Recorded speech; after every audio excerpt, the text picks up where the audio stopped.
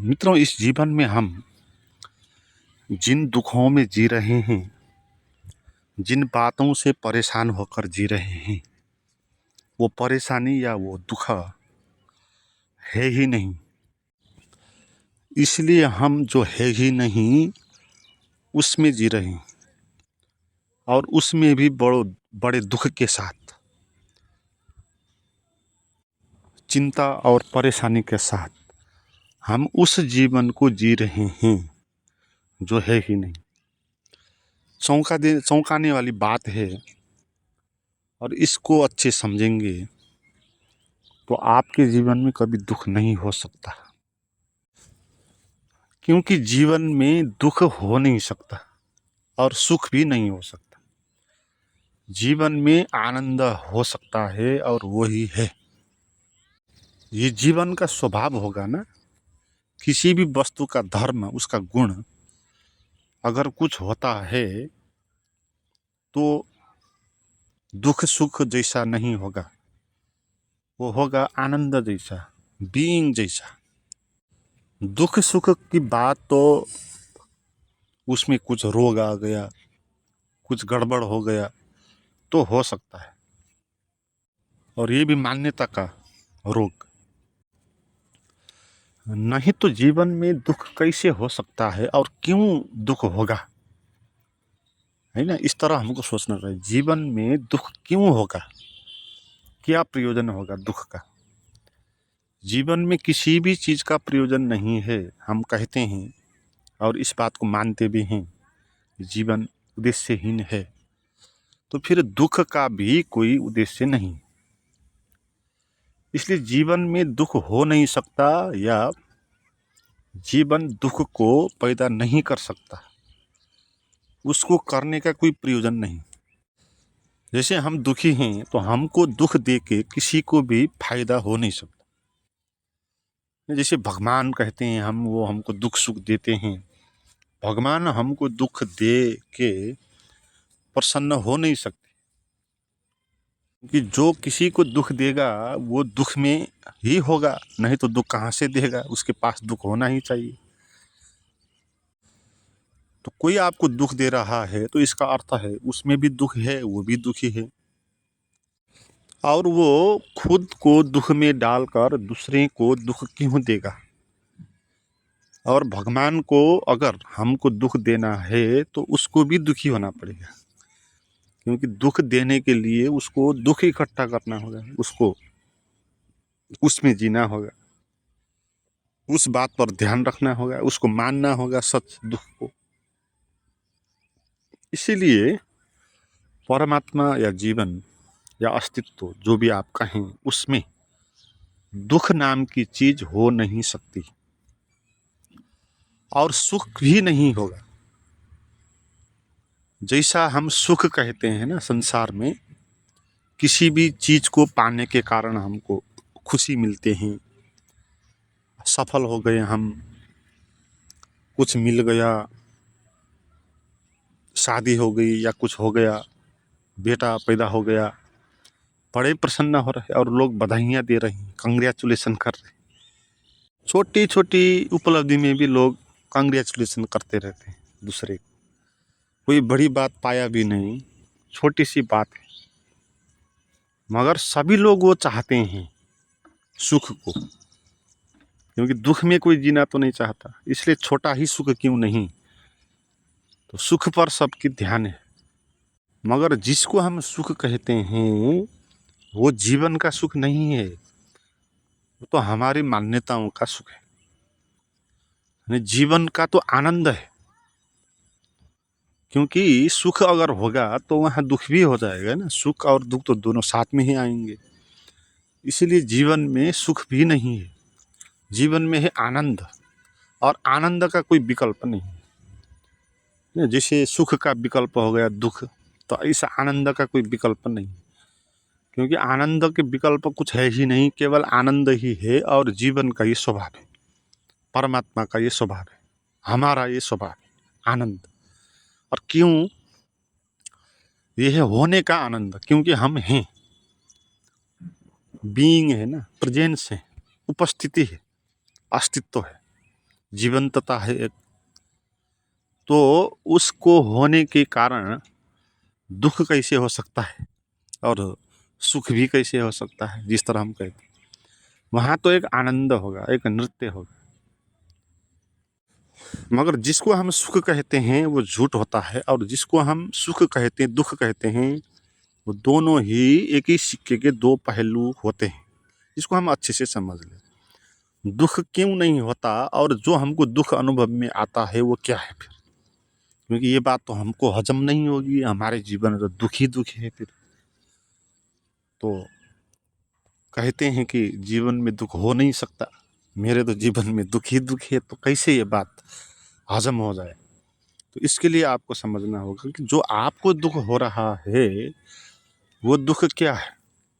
और सच में ही वो दुख है कि आप मान्यताओं के द्वारा पैदा कर रहे हो, आप अपने अहंकार के कारण पैदा कर रहे हो। दुख और सुख दोनों अहंकार के लिए ही है, इसीलिए कभी एक ही बात दुख का कारण भी बन जाती है, वही बात सुख का कारण भी बन जाती है। तो शादी से पहले आपके लिए आपकी जो पत्नी होने वाली है वो सुख की बात थी, और शादी करने के बाद दुख की बात हो गई। तो एक ही बात आपको कभी सुखी कर रही है, कभी दुखी कर रही है। तो उस बात में न दुख है न सुख है, ये क्लियर है ना। बात में अगर कुछ होता तो हम उसको, वहाँ जो होता वो हमको अनुभव होता, मगर हम अपने हिसाब से उसको व्याख्या करेंगे, इसलिए हम जैसे व्याख्या करेंगे उसमें वही पाएंगे। इसलिए कभी एक ही बात से सुख पा लेते हैं, दुख पा लेते हैं। कभी जब तक बेटा था नहीं तब तक दुखी था, बेटा हो गया अब बेटे के कारण दुखी है। जिसके पास बेटा है उसको बेटे होने के कारण दुख है, जिसके पास नहीं है उसके नहीं होने के कारण दुख है। दुख ही दुख है। तो ये दुख कैसे पैदा हो गया, ये झूठ तो है, हो गया ना, क्योंकि ऐसा हो नहीं सकता। एक ही चीज आपको कभी दुख कभी सुख नहीं दे सकती। कोई चीज आपको सुख दे सकती है तो सुख ही देगी, दुख देती है तो दुख ही देगी, मगर आपको एक ही बात कभी सुख देती है कभी दुख देती है। तो इसमें अब आपकी व्याख्या ही है। तो आपकी व्याख्या क्या है, वो अहंकार की व्याख्या है।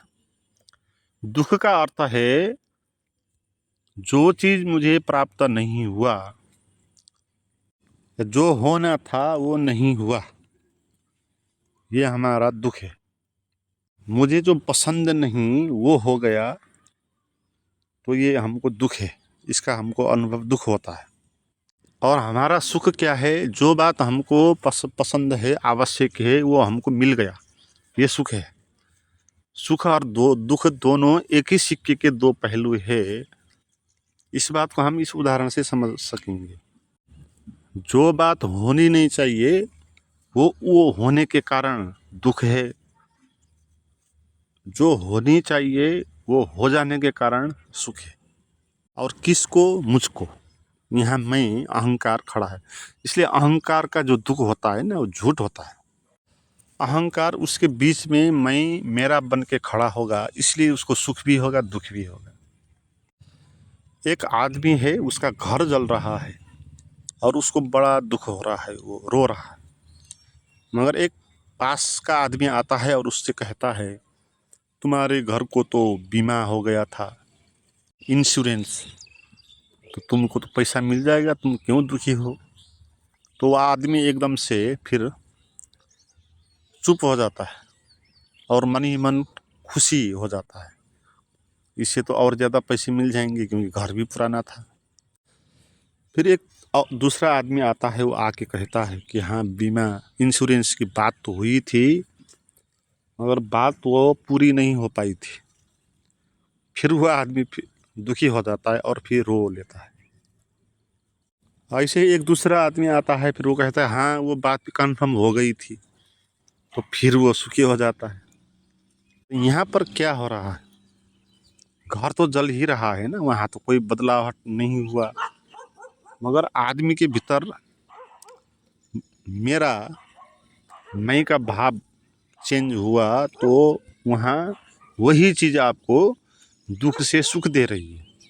और यहाँ पर दुख उत्पन्न का कारण क्या है, उसका अहंकार है, वो जो मेरा घर है ना उसका, वही उसका सुख और दुख दोनों का ही कारण है। उसने पहले घोषणा कर दिया मेरा घर, अब वो घर मिट जाएगा तो उसको दुख होगा, और उस घर में दूसरा अच्छा घर बन जाएगा उसी पैसे से, तो वो सुखी हो जाएगा। मगर वहाँ पर अगर किसी दूसरे का घर हो तो वो ना खुशी होता ना दुखी होता। घर जलने से दुख होता है अगर, तो गांव के सभी लोगों को दुख होता होगा, मगर जिसका घर है उसी को दुख होता है, क्योंकि वो मानता है कि मेरा घर है और इसको जलना नहीं चाहिए।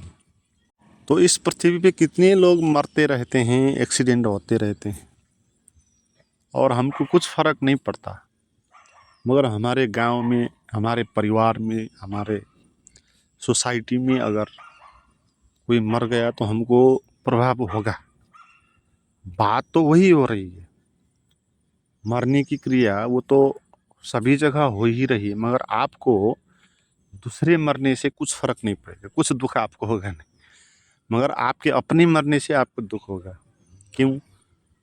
क्योंकि आपका अहंकार मानता है कि वो उसका है, और अहंकार ये ना माने कि उसका नहीं है, ये जीवन का है, तो उसको दुख नहीं होगा। ये क्लियर बात है।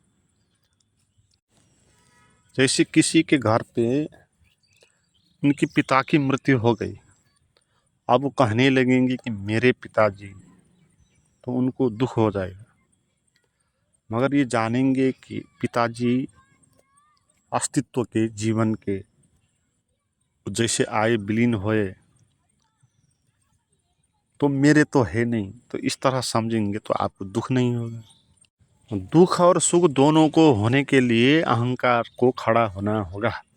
अहंकार खड़ा नहीं होगा तो ना दुख होगा ना सुख। सुख की बात भी ऐसी ही है, ये अहंकार को ही सुख हो रहा है ना।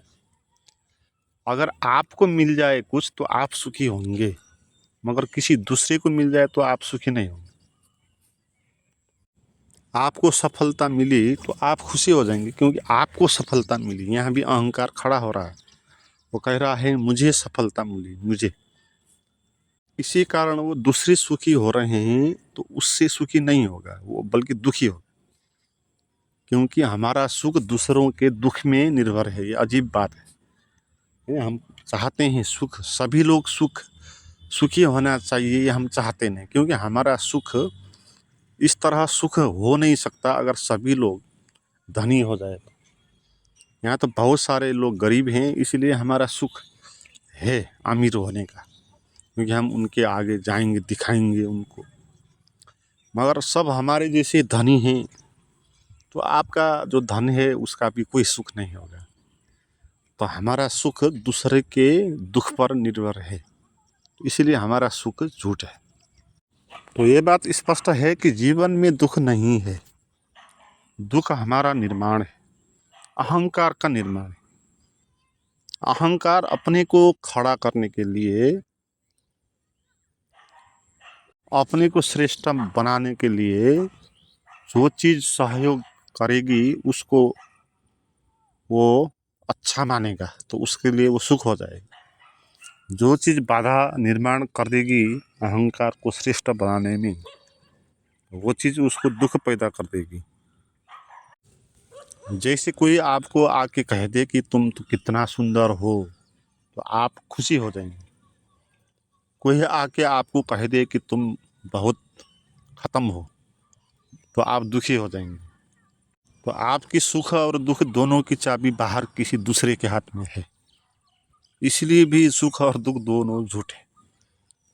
जिसका स्रोत बाहर हो, जिसकी चाबी कहीं दूसरे में हो, वो चीज़ सच कैसे हो सकती है? तो जब कहेगा आपको तुम बहुत सुंदर हो, तो आपका अहंकार खुशी हो जाएगा। क्यों? क्योंकि अहंकार सुंदर होना चाहता है। अहंकार ये चाहता है कि समाज के लोग मुझे सब सुंदर कहें, मुझे माने, मुझे पूजें, मेरी आराधना करें, मुझे श्रेष्ठ माने, क्योंकि मैं जो हूँ श्रेष्ठ हूँ। इसलिए अहंकार को अच्छा अच्छा कहना होगा, बुरा कहेंगे तो वो दुखी हो जाए। इसीलिए संसार में, समाज में हम अच्छा अच्छा ही बोलते हैं दूसरे के साथ, कोई भी बुरा बात नहीं करता, क्योंकि उसके अहंकार पर दुख पैदा हो जाएगा। अच्छा बोलने से उसको सुख पैदा हो जाएगा, और ये सुख झूठ है। ये आप सुंदर नहीं हो फिर भी कोई कह रहा है कि आप सुंदर हो, और इस बात से तुम खुशी हो रहे हो, तो आपकी खुशी कैसे सच हो सकती है? आप सुंदर हो नहीं, और आपको खुश करने के लिए आपको कोई कह रहा है कि तुम सुंदर हो, और इस बात से आप खुश हो रहे हो। दुख की बात भी ऐसी ही है, आप दुखी हो नहीं, आप कुरूप हो नहीं,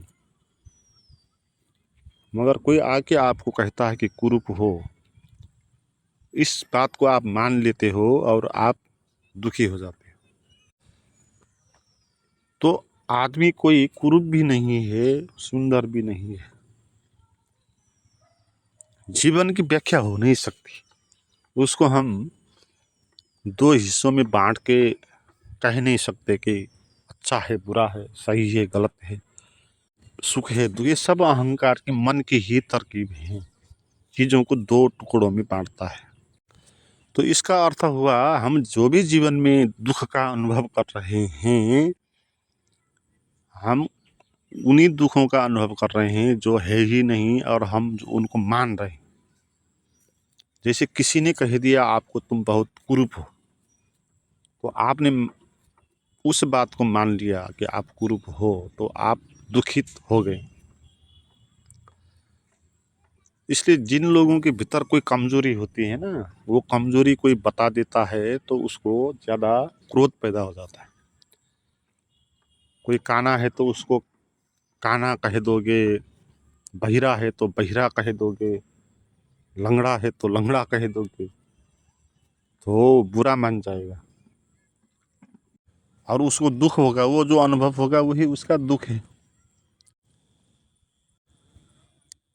तो अहंकार इस तरह दुखी हो जाता है, कोई उसको गलत कह दे तो दुखी हो जाता है, कोई उसको सही कह दे तो खुशी हो जाता है। दोनों बात ही झूठी है, क्योंकि अहंकार है ही नहीं। वो सुंदर तो है ही नहीं, वो असुंदर भी नहीं, क्योंकि वो एक मान्यता है, मैं हूँ, वहाँ पर कोई वस्तु सत्य तो है नहीं। तो जो एक मान्यता ही है वो वहाँ खड़ी होकर कह रही है, मैं श्रेष्ठ हूँ, सुंदर हूँ, तुम सब मुझे श्रेष्ठ कहो, सुंदर कहो। तुम मुझे सुंदर और श्रेष्ठ नहीं कहोगे तो मैं बुरा मान जाऊंगा,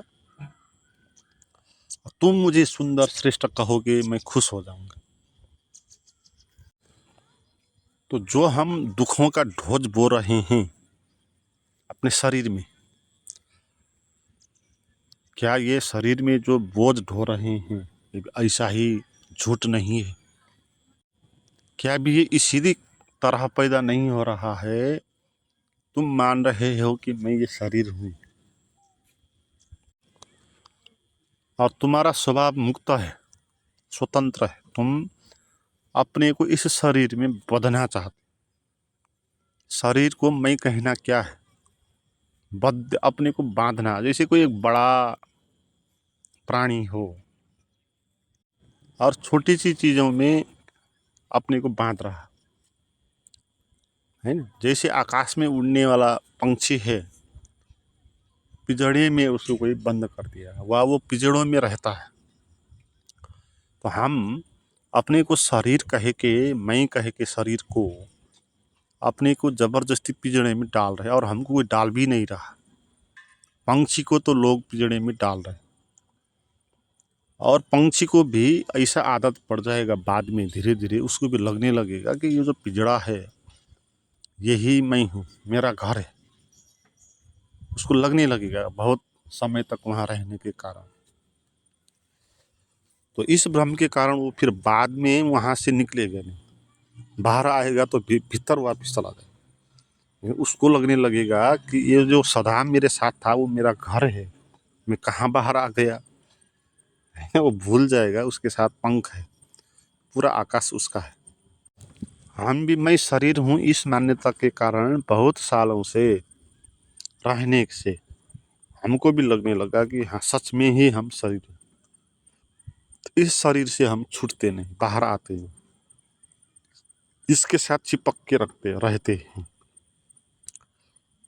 और अहंकार पैदा हो गया, और अहंकार टिकने के लिए उसको सहारा भी मिल जाता है शरीर का। मैं शरीर हूँ कहने का असली कारण अहंकार है, क्योंकि अहंकार अपने को खड़ा कैसे करेगा? वो तो मान्यता है उसके पास, तो न शरीर है, न पैर है, न हाथ है, न